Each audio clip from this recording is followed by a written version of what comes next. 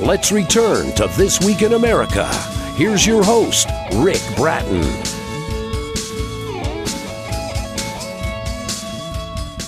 Vietnam Ambush tells the story of a young man, Daniel Seidenberg Jr., answering the call of America to fight a war against the communist Vietnamese as a replacement with the 199th Light Infantry Brigade in 1968-69.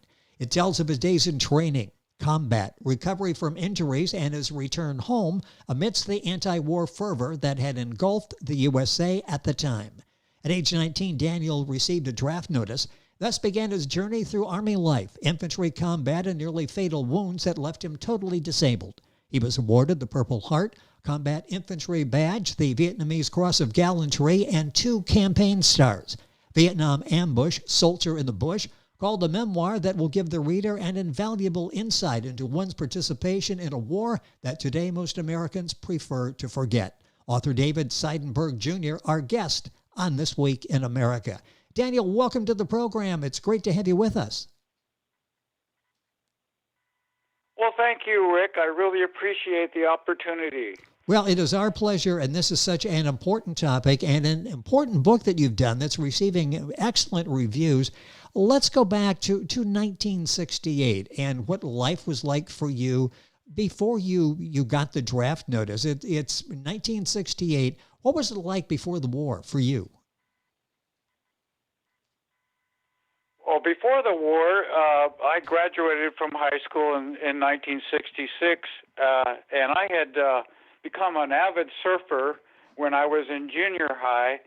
So I spent a lot of time working, surfing, and I was attending night school at Santa Barbara City College. So it's interesting as you go back and you look at that period. Well, yeah, what was life like? It sounds like you enjoyed life pretty much at that time. Yeah, like surfing was just my desire. It was just such a wonderful experience in the ocean. Let's talk about as the war was unfolding and you're in that age that people are looking at. What was your stance on the war at that time? I have to admit it was very far from my thoughts. Since I was in school, I thought I was pretty safe from it. But what happened was there was that winter of '68. There were so many great swells that I was put on academic probation. So then I got a letter from greetings from Uncle Sam and from the local draft board. What was it like? And, what were your feelings when you got that? Seriously about the war. Well, yes, and what were your thoughts? Because you're about to put your life on the line. Life is going to change dramatically. What were your thoughts when you get the letter, and your thoughts on the war then at that point? Because you start paying attention to what's happening because it's going to be your life. Well, that's true. My first thought, to be totally honest, was to get the heck out of the country. Because I come from a military family. My dad was in the 8th Army Air Corps in Europe to all World War II, and he came back a basket case. So my first thought was, I don't want to die, Yes. But what happened was I went all the way up to Seattle thinking of going into Canada, and I changed my mind. So I went to see an Army recruiter there in Seattle. The book we're talking... I changed my mind. I just felt like I didn't want to, to run away. I basically just didn't feel like that was what I could actually live with. The book we're talking about is Vietnam Ambush, Soldier in the Bush by Daniel Seidenberg Jr., our guest on the program. You'll find the book at stratton-press.com. The usual places. We'll have all the information on our website, thisweekinamerica.us. Let's talk about your duty in the war. What were your assignments, and were you ever involved in combat? Well, the recruiter offered me a 2-year regular Army enlistment and told me that I would never see combat because the war was practically over at that point. I didn't believe him, but I wanted to, so I went ahead and signed in for 2 years. So I got basic training in the Army and then on to advanced training in infantry. I noticed that everyone in my basic also got infantry, except for one guy who had a degree from a PhD in engineering or something, and he got artillery. He was the only guy who did not get infantry. I was trained infantry. I had a 30-day leave after that. Celebrated my 21st birthday and was flown to my combat unit, 199th Infantry, Light Infantry, on December 2nd, 1968. I saw combat continually from that point until I was injured. You write about that. About 90 days later. You write about that. It's all in Daniel's book, Vietnam Ambush. We'll talk about the relationship, the bond that you form with your fellow soldiers and peers that you were with in Vietnam. What is that like, the relationship you have with the others who were right next to you? When I was in my company, we operated in 4- and 5-man ambush teams. So I didn't really get close to very many because, like, we were out there, like I say, in 4- and 5-man teams usually. So there was 2 people I remember vividly. There was Tex in the book and Tony in the book. Tony was my squad leader. Other than that, there weren't very close relationships because you learn very quickly not to develop close relationships because of the pain when they get killed or injured. So you naturally kind of put up a barrier to getting close to others. Though Tex and I became very close, and Tony and I became very close because Tony was from Seattle, and we had a lot of mutual interests. When you came back to... And he was my squad leader. Oh, okay. See how to survive. Well, yes. It's good to be close to somebody like that. And all of this unfolds in Daniel's book, Vietnam Ambush. When you came back to the United States, how long did it take for you to get back to normal life? And how difficult was that after what you've been through, after what you had seen? How difficult was it to get back to normal life here in the States? I never got back to normal life because of the severity of my injuries. I had a penetrating temple wound that was really devastating. I lost the sight in my right ear, my right eye, and the hearing in my right ear. I have constant loud ringing in my ears.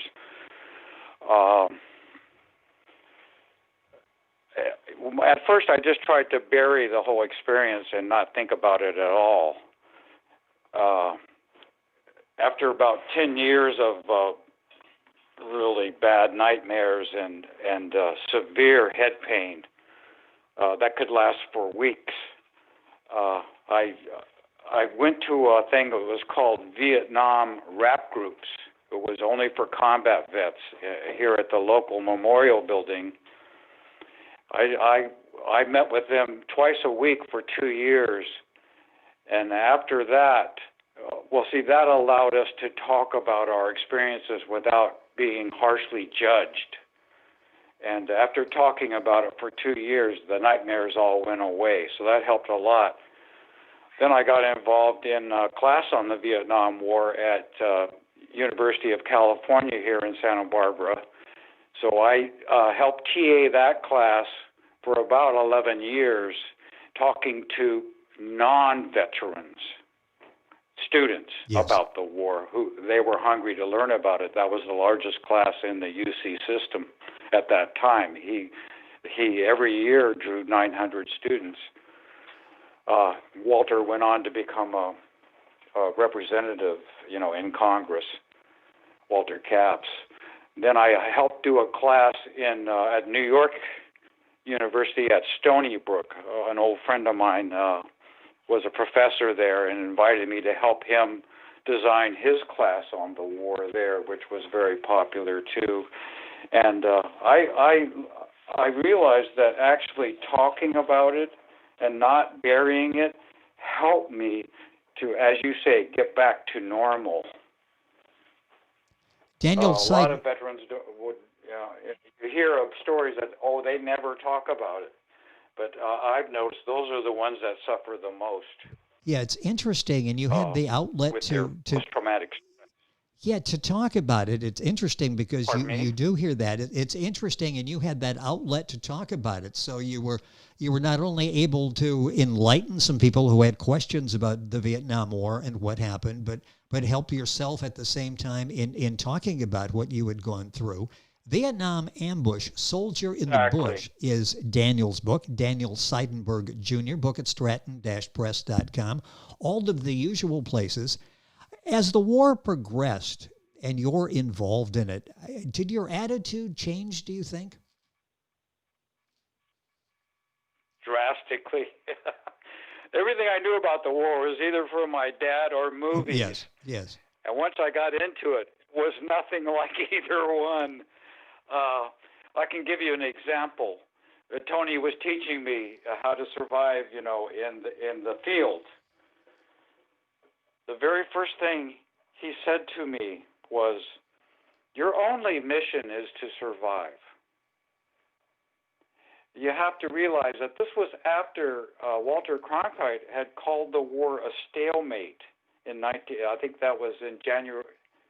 No, when was that? It was in 1968, and I remember seeing that on television before I went into the Army, that there was no victory there. So when I got there, it was like no one wanted to be the last person killed in a lost cause. Yes. So it was just mind-bending that, after the movies like How Brave and how, you just gun down your enemy and all this, and then to get there and realize that, all you really need to do is survive it.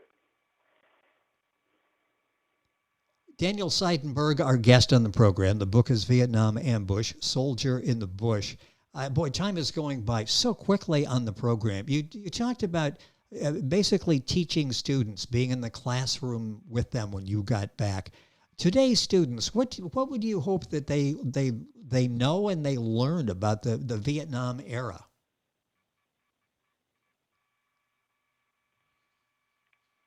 Well, from a military standpoint, it was a case which has brought many commanders to grief, which is choosing the wrong battlefield. And Vietnam is a prime example of choosing the wrong battlefield. If you want, I can explain that further. Yes, please do. It's very important. So yes, please do. Well, for one thing, the first thing you need to know about war is that it's based on deception.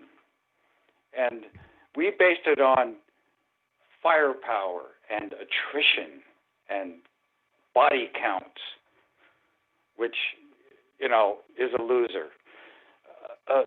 Number two, I would say that when I got there, for example, and our infantry squads were lucky to have 4 or 5 soldiers when you're supposed to have 10. We were severely undermanned.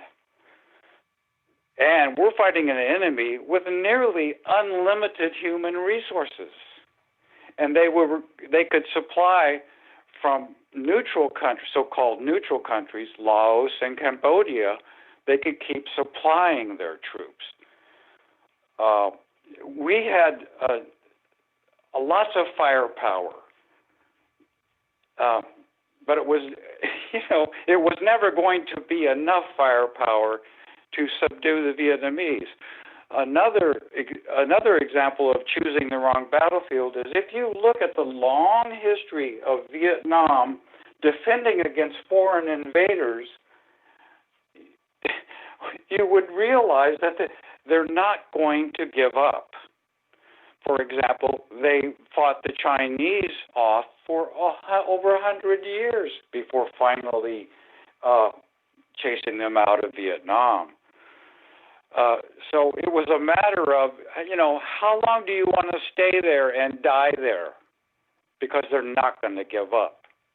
And of course, the nuclear option was never an option. You have the Chinese border right there on North Vietnam. Yes. And just like in Korea, if things got really bad, like we invaded the North, well, that's going to bring in the Chinese.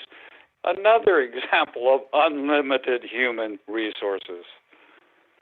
So, and I've read a lot about it, since getting back. And it just jumps out at me that it's totally the wrong battlefield. The book is so insightful. Vietnam Ambush, Soldier in the Bush by Daniel Seidenberg, our guest on the program. Couple minutes left. I'll give you some information where the book's available, and spell Daniel's name if you're going to Google that to get information on the book. Daniel, I got a couple minutes left. Briefly, what was the reaction like to you when you returned from Vietnam? So many horror stories and shameful stories of soldiers coming back and their reception. What was it like for you when you returned? I can give you a couple of examples. Right up front, here in the United States, if you mentioned Vietnam at that point, it would clear the room. No one wanted to hear about it. So you learn just to bury it, don't mention it, and you try to hide from it. But I noted, I was going to University of Washington on vocational rehab with the Veterans Administration, and I also was having surgeries to try to save the sight in my right eye, due to a retinal detachment, that occurs when you get hit really hard in the head. And so I was going to classes, and I was wearing a patch over that eye because the light bothered me so much. One student on the way to class said, "Oh, hey, what happened to your eye?" I said, "Well, I was injured in Vietnam." He replied, "You deserved it." Oh, that's... When I said shameful, that definitely falls in that category. I don't understand that. I was around during that time frame and just to this day don't understand that. So you're trying to deal with your own thoughts, the possible demons that you have, and then it's reinforced primarily by people like that. How do you deal with something like that? How did you deal with it?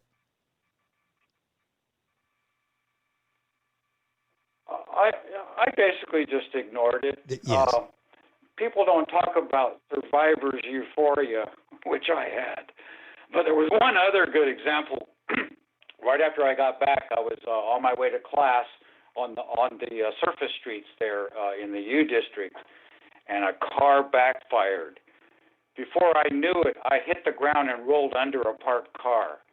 The other students walking by were just laughing like crazy. Yeah, that's... But again, I survived stuff like that because of survivor's euphoria. I assume a lot of other survivors have that. Maybe they don't want to talk about it, but it's like when you're in combat, the guy next to you gets it. The first thing to your mind, I'm sorry to say this, but the first thing through my mind was, God, that wasn't me. Well, it's only natural. In fact, when we were ambushed on the boat, the man standing right next to me was blown in half at the waist. I just don't know how you... It was a rocket-propelled grenade. How you shaped charge burned right through the side of that. And that's not something you unforget, you unremember, you unsee. That's there with you. I got about a minute or so left here. You talked about when you came back, it was an outlet for you to talk about Vietnam with the students who wanted information. What's this been like writing this book? What impact has this book had on your perception, your thoughts, your memories, your attempted recovery from what you went through in Vietnam? Well, fortunately, I had a friend in Washington, D.C. who went to archives and pulled all the after-action reports and stuff that were declassified. So that helped me spark my memory for day-to-day action. Oh, yes. It took me over a year to write the book because I could only write early in the morning because of the TBI. My mind is clearest in the morning, and it was very therapeutic. And I wanted to get it out there for other young people, maybe thinking of joining or a future with, the infantry, or, that here's one soldier's experience.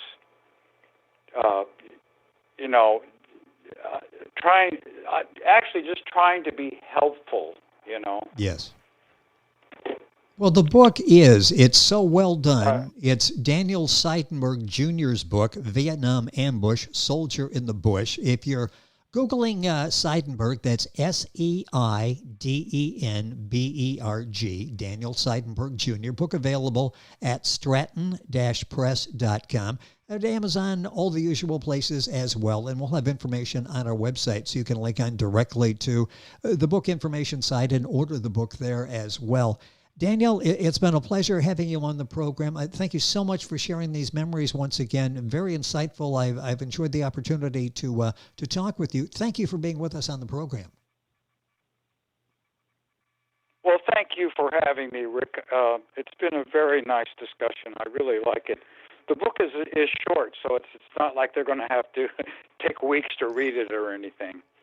Well, it's very insightful and will let us know, of those of us of a certain age, reflect back on that time, put it in a little different perspective from someone who was there. For younger people, it's a valuable history tool as well. The book is Vietnam Ambush, Soldier in the Bush, Daniel Seidenberg Jr., the author and our guest. Information, of course, on our website, thisweekinamerica.us.